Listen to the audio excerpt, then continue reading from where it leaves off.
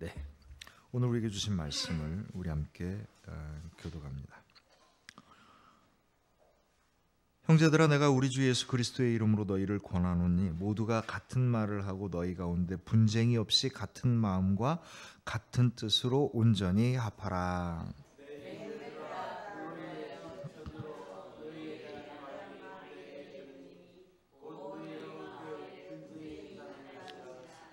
내가 이것을 말하거니와 너희가 각각 이르되 나는 바울에게, 나는 아볼로에게, 나는 게바에게, 나는 그리스도에게 속한 자라 한다는 것이니,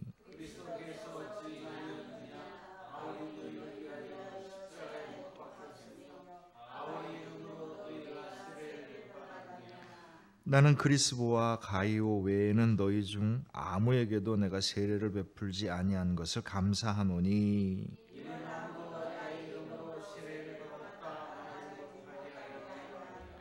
내가 또한 스데바나 집 사람에게 세례를 베풀었고 그 외에는 다른 누구에게 세례를 베풀었는지 알지 못하노라.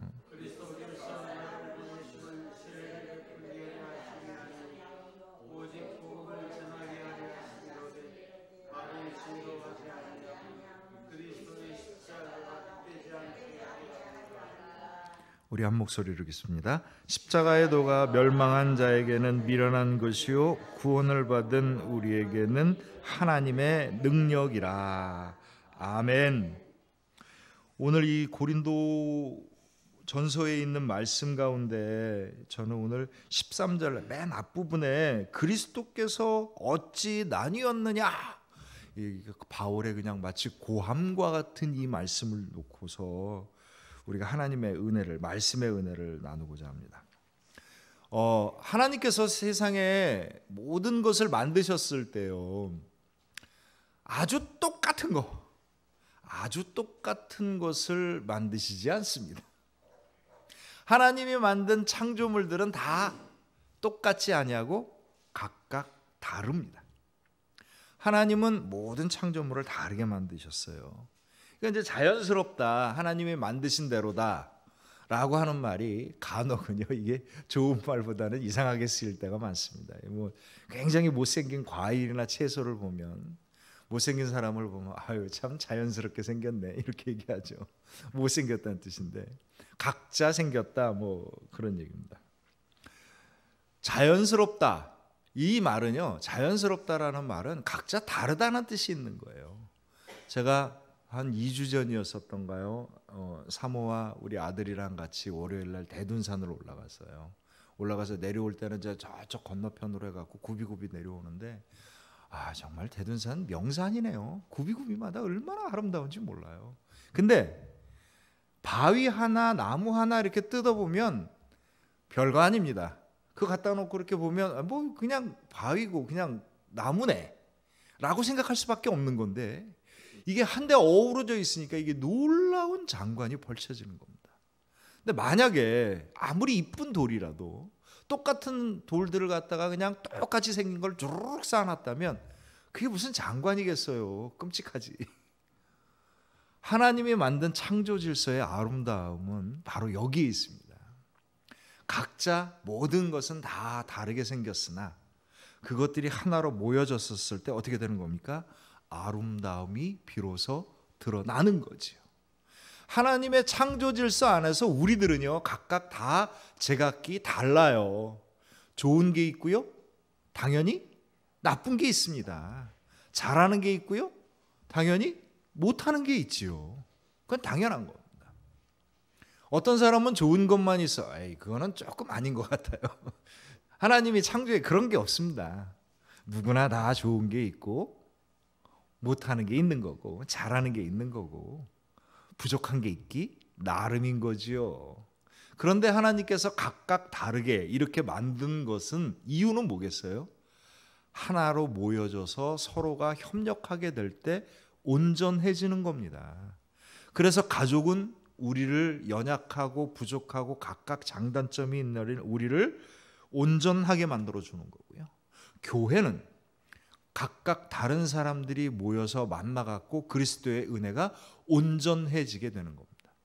우리가 교회를 요즘 들어서 뭐 코로나 시대 비대면 예배다, 이제 앞으로는 그렇게 갈 거다 이렇게 얘기하는데, 저는 어떤 형태든지 간에 시대가 어떻게 변하든지 간에 교회는요, 만나는 거고요, 교제하는 거고요, 나누는 거고요, 협력하는 겁니다. 이게 교회인 겁니다. 이게 하나님의 인간에 대한 창조 질서입니다. 만약에 이게 안 되고 있다고 한다면 우리는 깊이 반성해야 돼요. 왜 우리는 만날 수가 없는 거고 모이지를 못하는 거고 서로 이야기를 나눌 시간이 없고 서로를 협력하고 기도할 시간이 없는가? 이건 우리가 생각해 봐야 될 문제입니다. 하나님의 창조 질서는 모든 것을 각각 다 다르게 만드셨어요. 모든 사람들은 어떻습니까? 세상은 다르기 때문에 문제가 됩니다.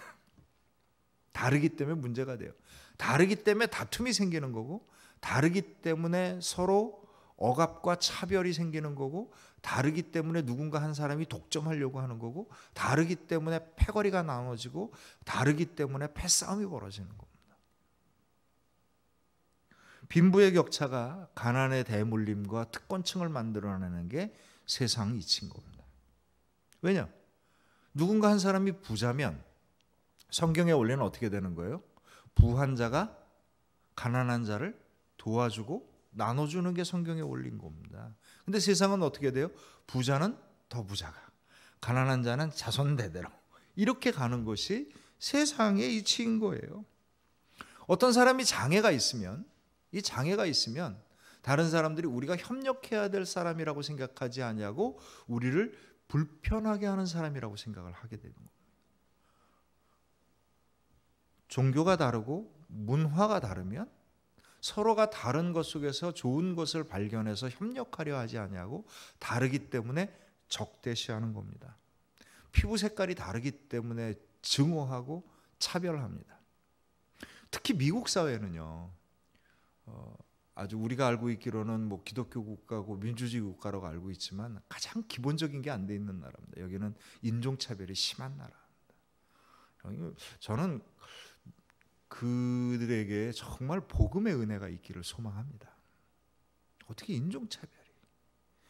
우리나라 안에서도 우리나라 사람들이 타국인에 대한 차별들을 만들어내는 거 보면 우리도 사실 부끄러운 사람들이에요. 이 다르다라고 하는 것이 무엇을 만들어내냐면 사람들은 이 다르다라고 하는 것을 서로의 좋은 것을 보려 하지 아니하고 내가 갖고 있는 넉넉한 것을 나눠주려 하지 아니하고 어떻게 다름을 보냐면 내가 남들보다 더 많이 가져야 되는 겁니다. 내가 남들보다 더 높은 자리에 올라가야 되는 거고 내가 남들보다 더 힘이 세야 되는 겁니다.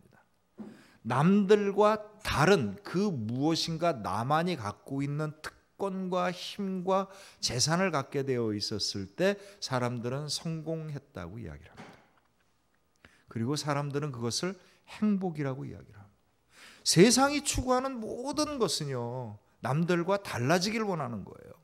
남들과 다른 높은 것, 많은 것, 힘센 것을 갖고 싶은 겁니다. 세상이 추구하는 성공과 세상이 생각하는 행복의 열쇠가 여기 있으니 이 다름이라는 의미는요, 절대로 나눔과 협력과 사랑으로 이어질 수가 없는 거예요. 내가 성공하기 위해서 남들보다 위에 서야 되는 겁니다. 내가 행복해지기 위해서 남들보다 훨씬 더 많이 가져야 되는 거죠. 우리 어린 아이들이 어렸을 때부터 치열한 경쟁 속에 삽니다. 동네에서부터 제가 분당에 살 때 임대 아파트하고 일반적인 분양 아파트가 같은 초등학교를 다니는데 분양 아파트에 사는 사람들이 부모님들이 시위를 한 거예요. 우리 임대 아파트 애들이랑 같이 학교 보내고 싶지 않다고. 얼마나 충격을 받았는지 모릅니다. 걔들은 가난한 아이들이고 우리는 좀 나은 사람들인데 분리하자는 겁니다. 이게 오늘날 우리가 살고 있는 사회 속에서 일반적으로 벌어지는 겁니다.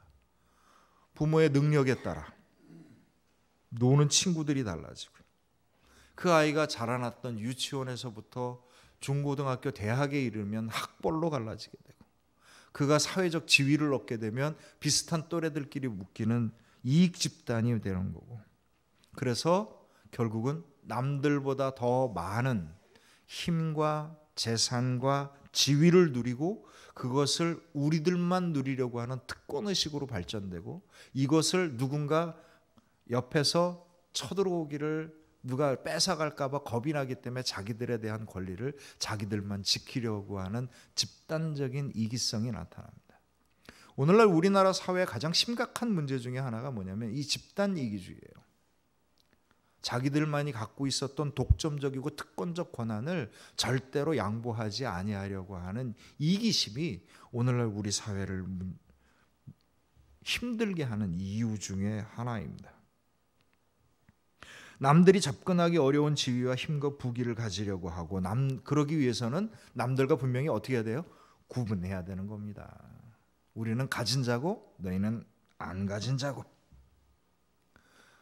오히려 약한 사람과 소수가 있으면은요 집단적으로 왕따를 가하는 것이 사회적 습성이 되어 버렸습니다. 차별을 당연하게 생각을 하고 있고요. 어떤 분들은요 하나님의 자녀가 되는 특권을 세상적으로 이해하는 분들이 있어요. 내가 하나님의 자녀가 됐으니까 남들보다 높은 지위와 남들보다 많은 힘과 재산을 가져야 된다고 생각을 하고 있고요. 그것을 축복이라고 생각합니다. 하나님의 자녀가 아닌 자들은 저주를 받고 불행해야 된다고 생각을 하고 있고요. 하나님의 자녀가 아닌 자들은 차별하고 증오를 받아야 된다라고 생각을 합니다. 세상적인 생각이 그냥 하나님이라는 이름으로 그대로 똑같이 들어오는 겁니다. 하나님의 자녀가 된다는 것은 무엇을 뜻하는 거냐면 서로가 다르다는 걸 인정하고 존중하는 겁니다. 인정하고 존중하는 거죠.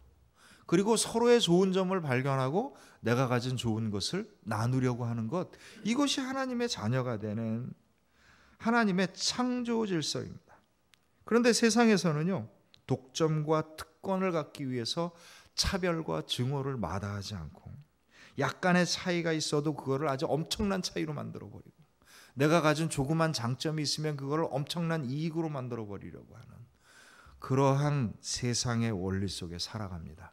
오늘 고린도 교회에서 일어나는 일이 바로 이런 일이에요.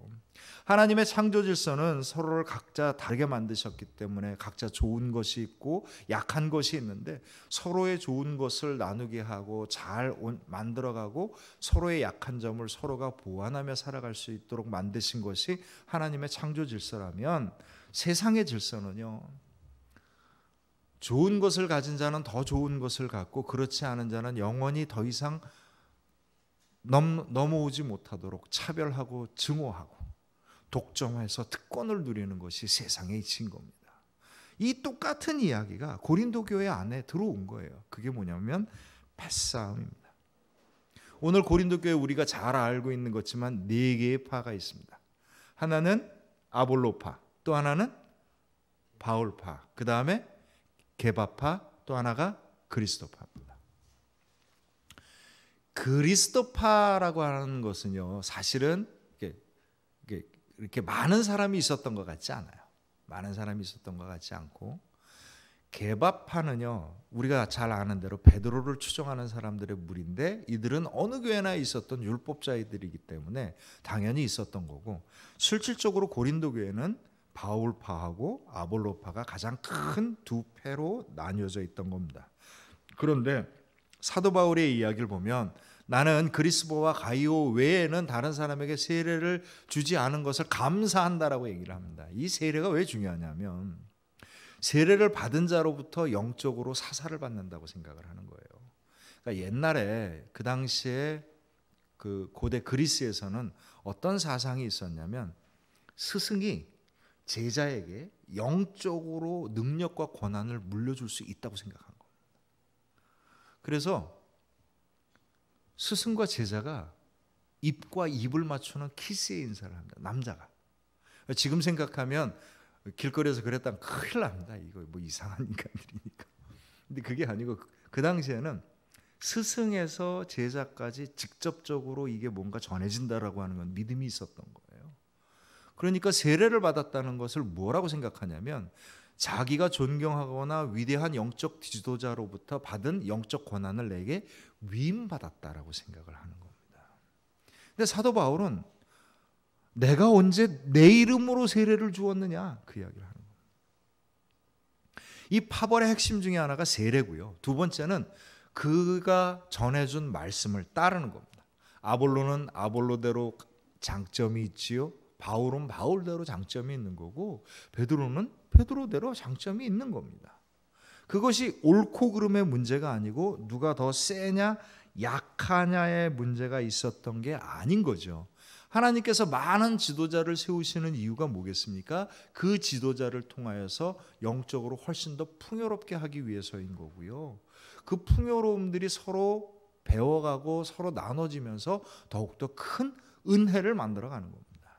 그런데 이 사람들은 뭐냐면, 내가 아볼로로부터 영적 고난을 받았는데 우리 아볼로로부터 세례를 받고 말씀을 따르는 자들이 세상에서 제일, 이 교회에서 제일 힘세고 하나님의 축복을 많이 받고 하나님의 영적인 능력을 많이 받았다, 이렇게 이야기를 하는 겁니다. 그랬더니 바울파는 그러면 바울이 아끼는 제자들이 아니고요, 똑같은 사람들이에요. 나는 바울한테 세례받았고 나는 사도 바울의 말씀을 따랐으니 사도 바울이 영적으로 세고 사도 바울의 말씀이 다 맞는 거고 우리에게만 축복과 은혜가 있다, 이렇게 이야기를 하는 거죠. 우리는 물어봅니다. 사람들이 쭉 있으면 누가 좋은 사람입니까? 이렇게 물어보죠. 아니, 좋은 사람이 다 좋은 사람이죠. 안 좋은 사람은 또 다 안 좋은 사람이고요. 우리에게 좋고 나쁨이 어디 있겠어요? 우리에게는 그 사람은 무엇이 좋습니까? 이렇게 물어봐야 합니다. 좋은 사람입니까? 나쁜 사람입니까? 이게 말이 안 돼요. 이 사람에게 어떤 좋은 점이 있을까? 이걸 봐야 되는 겁니다. 이 사람들은 바울이 좋은 점, 하나님께서 바울을 통하여서 역사하시는 선한 역사하심을 기쁘고 감사하게 받아들이려고 하는 게 아니라, 누구의, 아볼로냐 베드로냐 바울이냐, 누가 더 세고 하나님으로부터 직통 은혜를 받았느냐, 거기에 자기들이 받아야 될 힘과 은혜가 다 담겨 있다고 생각하는 겁니다. 바울이 얼마나 괴로웠겠어요. 괴로웠을 겁니다.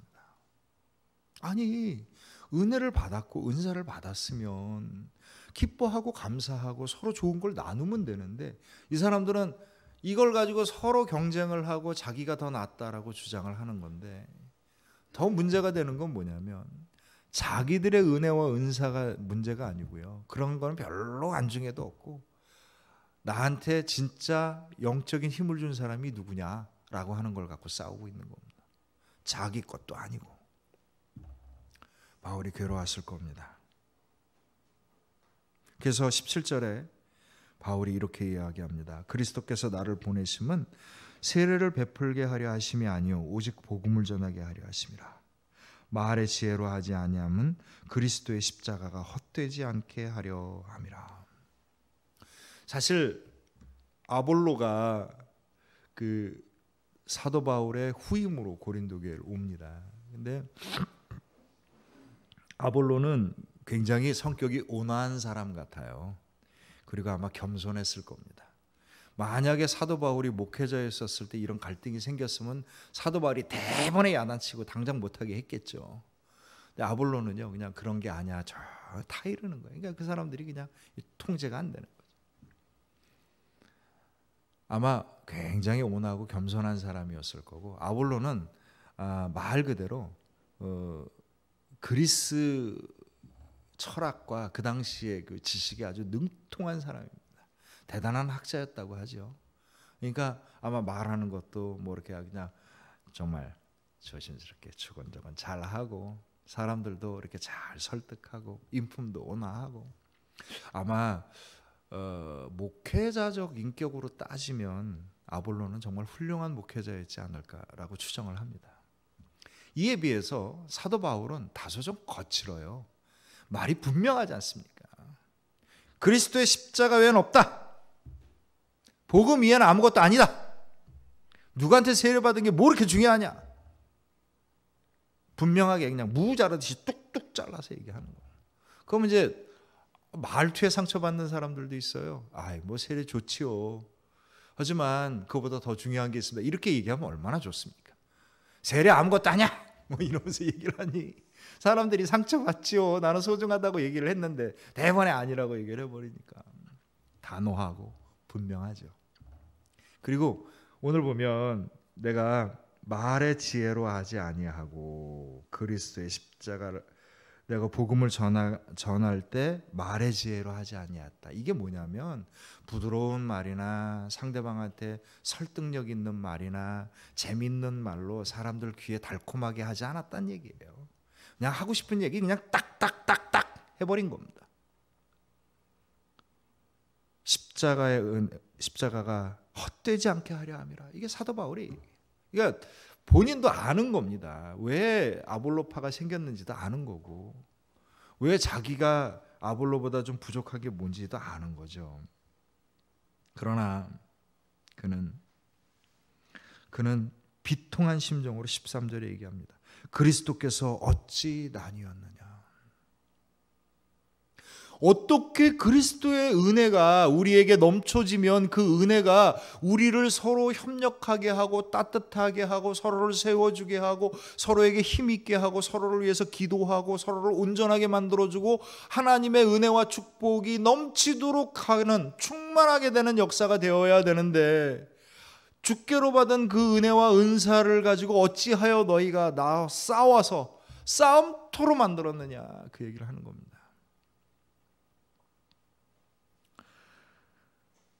그러면서 사도 바울이 얘기하죠. 바울이 너희를 위하여 십자가에 못 박혔으며 바울의 이름으로 너희가 세례를 받았느냐. 너희들이 지도자를 추종하고 지도자 때문에 뭐가 바꿔야 되고 지도자 때문에 큰 은혜와 복을 누려야 된다고 이야기를 하는데 아무것도 아니다. 사도 바울의 이야기입니다. 한때 우리나라에게 가장 유행했던 2000년대부터의 이야기가 있습니다. 지도자가 바뀌어야 나라가 바뀌고 목사가 바뀌어야 교회가 바뀐다. 맞습니다. 그건 맞아요. 근데 한 가지가 빠졌어요. 지도자가 바뀌고 국민이 바뀌어야 나라가 바뀝니다. 지도자가 바뀌면 뭐예요?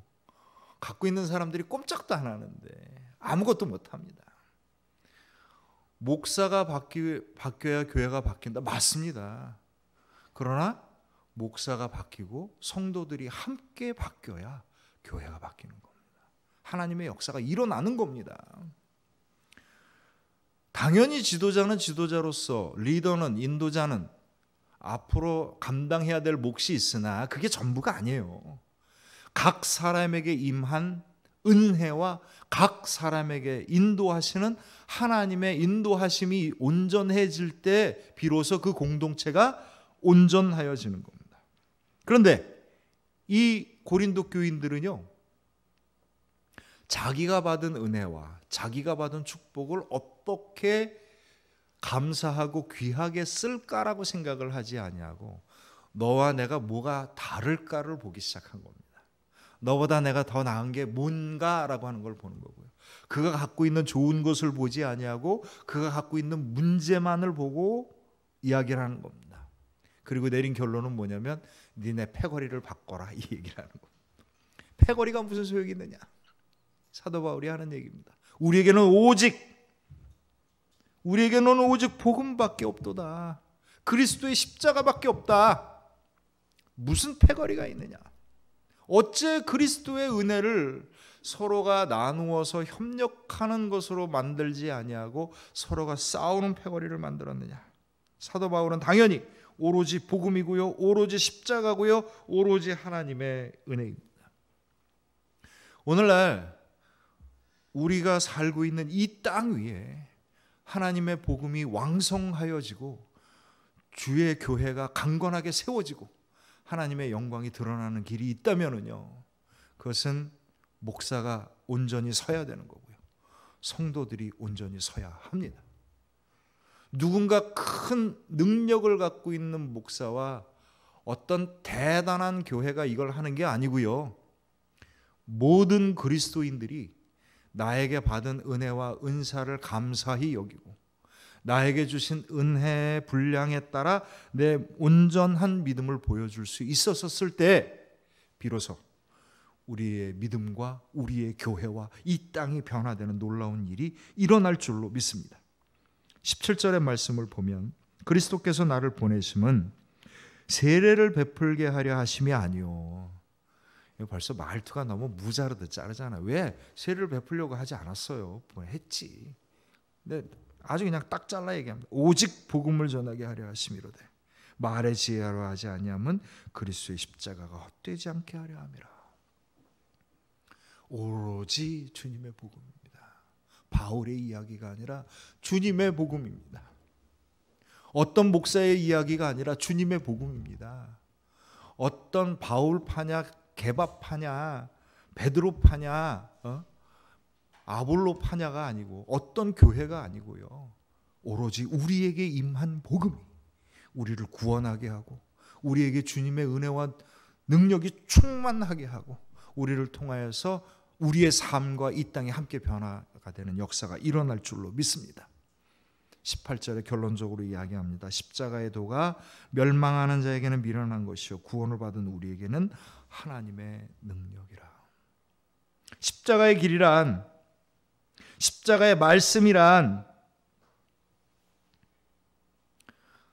세상처럼 내가 받은 은혜를, 내가 받은 구원을, 내가 받은 은사를 남들과 비교해서 나만이 누리는 특별한 것으로 만들지 아니하고 십자가에서 세상을 향하여 모든 것을 내어주셨던 주님처럼 우리가 받은 은혜를 감사함으로 누리고 그것을 온전히 나누게 하는 것이니라. 이게 사도 바울의 결론입니다.